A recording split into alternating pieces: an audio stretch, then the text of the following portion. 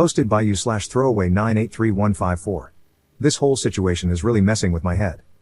I, 20M, met my fiancée, Rachel, 21F, during the first week of college. We were each other's first everything, pretty much. I actually converted to Judaism because of her, hence the fake name. I'm not really that religious, but I really liked the way her family felt. My family was pretty dysfunctional, and I felt like it gave me a good framework for looking at and living life. We're not too serious about it, we don't keep kosher, we're living together, etc. Anyway, she's heart-achingly beautiful. She gets hit on any time and every time we go out. It used to be a problem, I would get jealous sometimes, but I eventually got over it. Now, it kind of gives me an ego boost. It feels good knowing that people find her attractive and that she finds me attractive. I haven't felt threatened by a guy in a while. So, we go to college in my hometown.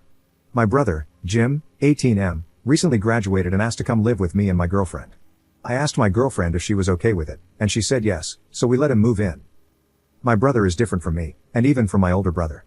He didn't play any sports. My older brother and I were on the college basketball team until he graduated last year. My brother is also shorter and a little heavy. I'm 6 feet 5 inches and 178 pounds, while my brother is about 5 feet 9 inches and 230 pounds. He asked for help losing weight when he moved in. Honestly, my older brother and I suspect he might be the product of an affair because he's also a lot darker skinned than we are. We're all white, but he looks Italian, whereas we look Irish. He's also a little antisocial, listens to a lot of metal and screamo, and doesn't seem to have many friends. Everything was fine until he walked in on us. Jim moved in with us in late July. My fiancé and I have a lot of bedroom intimacy. Before he moved in, it was a couple of times a day. Whenever he leaves to go do something, we usually take that as an opportunity. We did something stupid and were in the living room when he got back. I had forgotten that I had given him his own key. I had finally gotten around to having one made. Anyway, he walked in and stared at us with the widest eyes I've ever seen. My girlfriend noticed him first and freaked out. We got dressed quickly and apologized to him. He said it was fine. Thinking back now, it wouldn't be that surprising if he had heard us a few times at night or noticed the music we play while we're together. I'm pretty sure the only reason anyone ever plays a Weezer album at night is when they're smashing. Anyway, things were fine. A week later, Jim asked me about sexting girls and if I had any advice for him. I've always been his go-to for relationship and intimacy questions.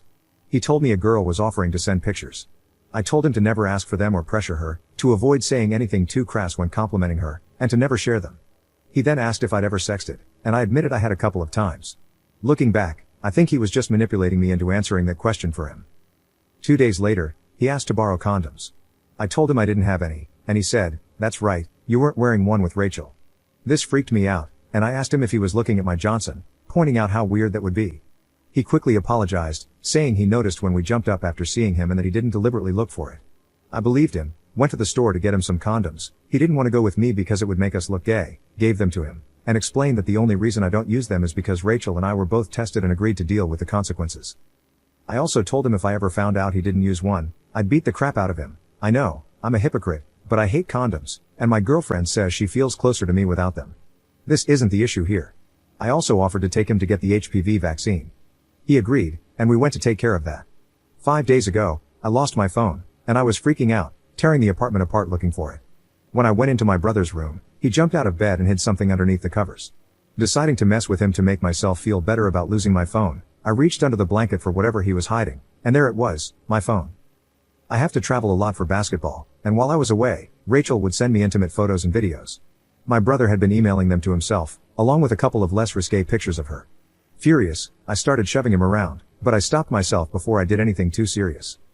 I made him go through his room immediately, and that's when I found one of Rachel's bras hidden under his bed. I then told him to open his laptop and wait in the living room while I checked it. I wanted to make sure I deleted any and all pictures of Rachel. I couldn't find any on the laptop, but I got into his email and deleted everything he had sent to himself. I then checked his internet history just to be safe, and what I found shocked the hell out of me. He had been posting on some dating/hookup forum, asking for advice on how to get with his brother's fiancée. A few days later, he claimed he had succeeded and was updating the forum regularly, almost like some kind of pseudo-blog. He started this when he first moved in and was basing some of it on real-life details. Here are a few examples. Lol, she looks so miserable when she's with him. I screwed her good when she got done with a loser. Lol, screwing her with condoms he bought me. God, her cannons look great out of these. This one included a picture of the bra he stole. The rest of the posts were paired with images taken from Google, close-ups of bedroom intimacy, based on things I had described earlier. That morning, he had promised some pics, referring to the ones he was stealing from my phone. Even worse, he had already posted pictures of her from Facebook, including one of her in a bikini, as well as a few from a website belonging to our friend who designs and sells dresses. This friend had asked Rachel and a couple of other girls we knew to model them. On his computer, I also found a letter addressed to Rachel, asking her to leave me and be with him. It was bizarre. In the letter, he insulted me constantly, claiming she would be happier with him, and called her the most beautiful girl in the world. I wiped his hard drive to make sure there was nothing else of hers, checked his phone, gave him $200 in case I deleted anything important with a wipe, got everything he would need for class, and threw him out. I told him to go back home, that I was telling Rachel, but I wouldn't involve our parents as long as he didn't make a big deal about me kicking him out. I also told him to have mom come pick up the rest of his things. I warned him that if he didn't delete everything he'd saved, I'd have no choice but to tell our parents. I checked later to confirm, and he had deleted it. Telling Rachel was incredibly difficult. She cried a lot and said she felt disgusted. We had an honest conversation and decided that the only way we'd feel comfortable having him back in our lives was if he stuck with therapy for a significant period of time. I sent him a text letting him know our terms. Rachel blocked him on her phone, social media, etc., and made her Facebook account private. She seemed really uncomfortable for a couple of days. The first day was the worst. She was too freaked out to be alone. I didn't realize this at first and didn't think much of it when she said she wanted to watch me shoot. We did that, and when I drove home to drop her off so I could go by the school to pick up some documents, she asked to come with me. After that, I was heading out to play some ball with the guys, and again, she asked to come along. That's when I realized what was going on and asked her why she didn't want to go home.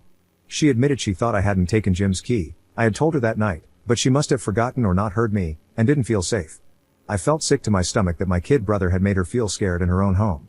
She talked to her therapist about it the next day during her weekly appointment.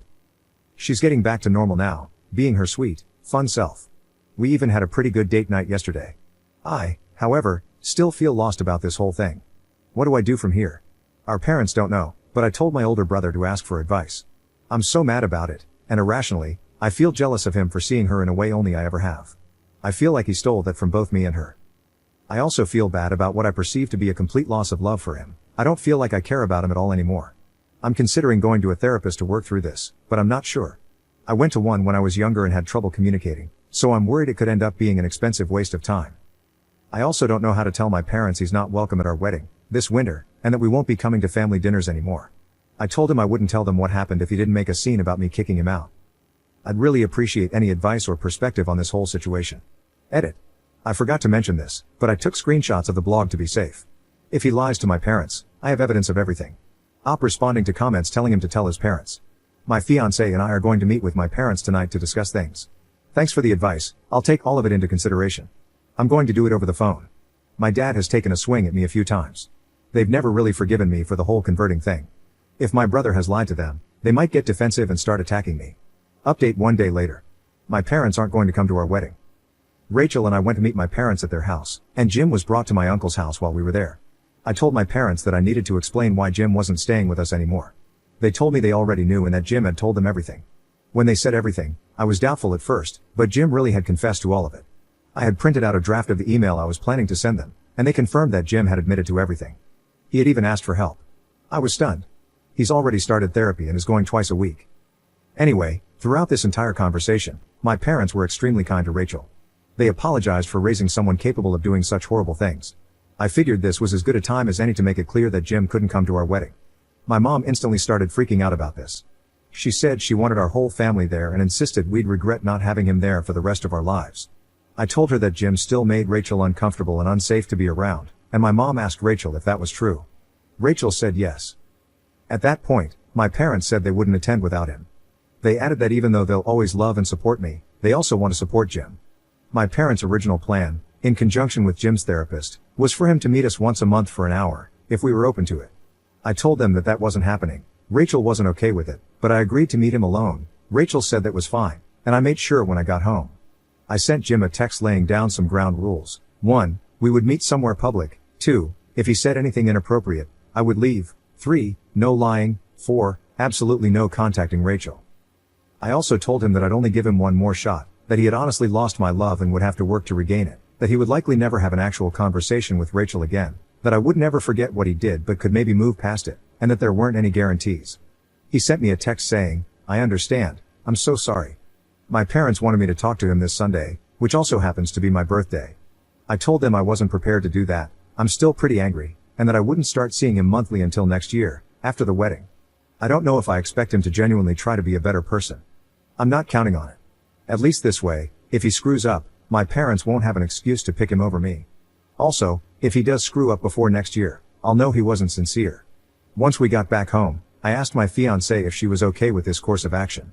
She said she liked it. I once again asked if she wanted to involve the authorities, but she said she didn't want to. She's been adamant about it this whole time. She was a little upset about my parents not being there, but I calmed her down, and we went to bed. I feel great right now, knowing what's going to happen. I guess I'm not that upset about my parents not coming. They did tell me that they still loved me, and our wedding is going to be pretty small and intimate. My older brother's coming back into the country for it, that's all I really cared about, and he said he'd be there no matter what. We're actually going to spend a year with him overseas after we graduate. We're not having a traditional honeymoon. I just want to say thanks to everyone who gave me advice. I really took everything into consideration.